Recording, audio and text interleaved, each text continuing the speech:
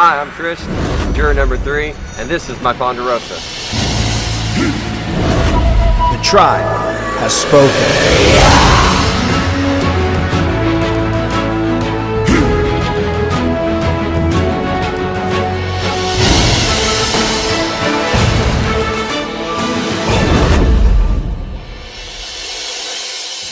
Just trying to process everything, just got blindsided.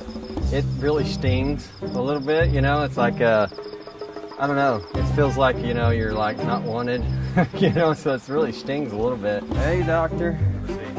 All right. You always have a little bit of doubt, but I was sure about tonight. I really was. And, that's how I do everything. When I got a plan, I go all in. And what other way can you do it? Either go all in or don't play at all. How are you feeling? Well, other than just got blindsided, got my ass kicked, other than that, I feel pretty good. And it'd be fun to get to know the other people on the jury outside of the game and tell them who I really am.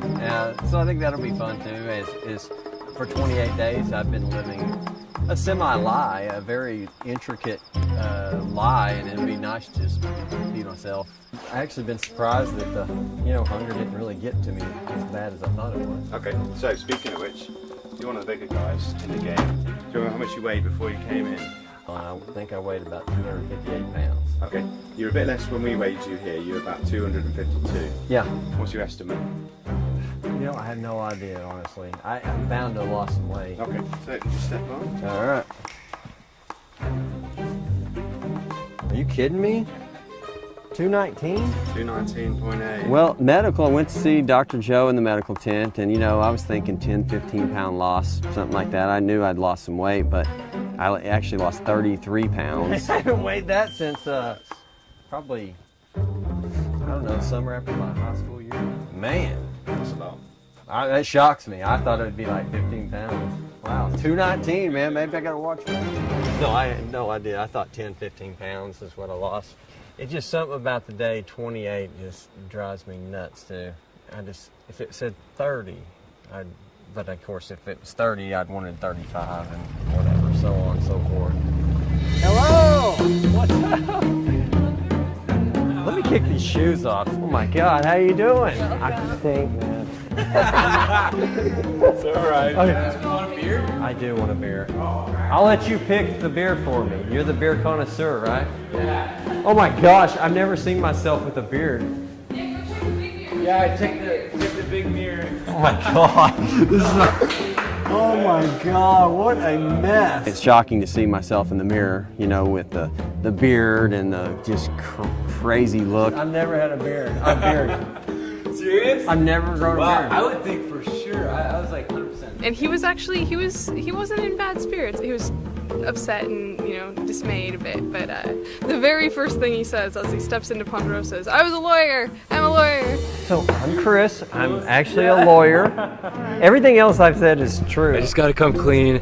I am not a coach. I have nothing to do with football. I ordered some eggs, some fried eggs over medium, some bacon and toast, and I had some jam on it, drank a orange Coke or orange pop of some sort, and then had a couple beers. I love it.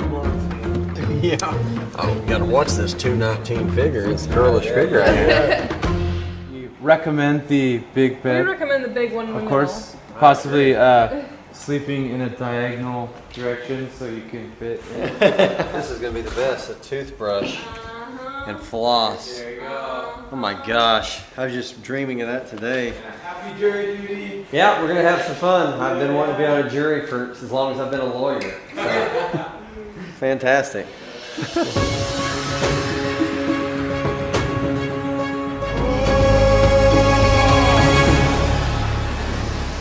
Well, obviously shocked when you get blindsided, and I got blindsided good, but it still stings, even overnight, but the reception here was good to see Michelle and Taylor. They were very welcoming, and I got some food and drank some beer.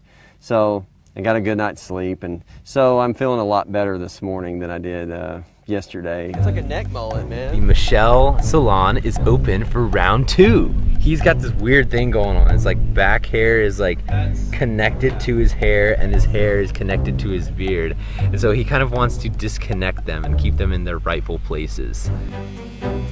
Did you actually eat dog to get on here? I did. That's hilarious. It's probably like 2002-ish, maybe. Because the only way you're gonna get on Survivor, if you go out in the backyard, my dog Jake at the time was a puppy, okay? So maybe it was 2004. And he goes, and you're gonna have to eat a piece of Jake's dog. And I was like, shut up. Well, all these years later, I'm doing my video and I go, maybe I should revisit that theory. And I went out, I got my iPad and I said, I go, this is my backyard. And I go, that's my dog Jake. That's my dog Jake's poop. And I picked it up and I go, I took a bite of it, I chewed it up, it's all in my teeth. I go, I turned it around and I go, I just ate to be on Survivor. One thing that before we're done, I forget, which side of the vote were you on when I got voted out? Yeah.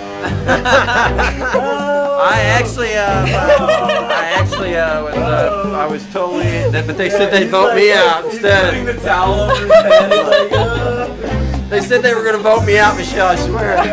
You were the biggest threat in the game. I had to.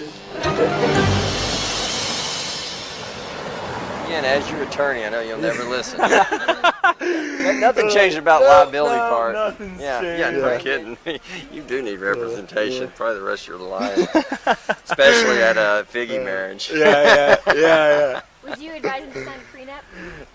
No, he doesn't have anything. I don't have any money. He doesn't have anything. You don't need a prenup.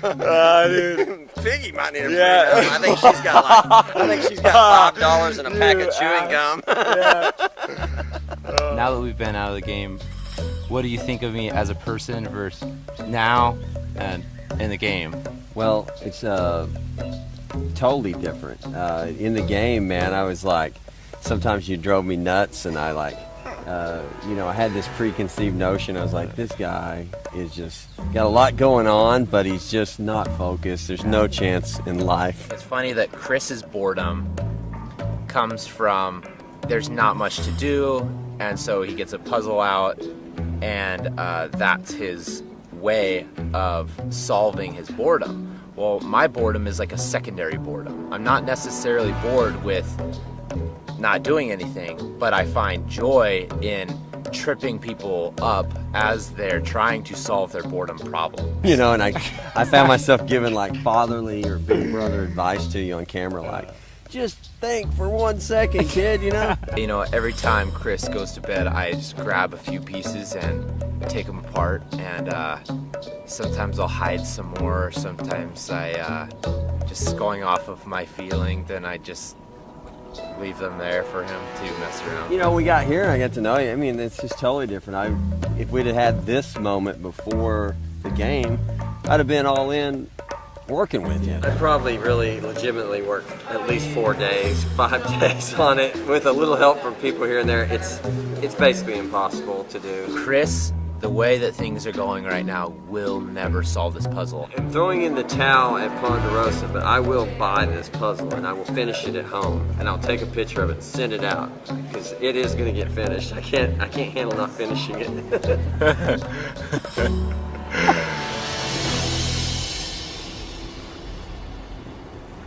Man, I don't like failing, and failing to this, it's probably not going to be viewed as a failure by almost anybody. I made it to the jury, I made it 28 days in Survivor, a very tough game. I'm a big target. Probably not going to be viewed as a failure, but to me, day 39 was it.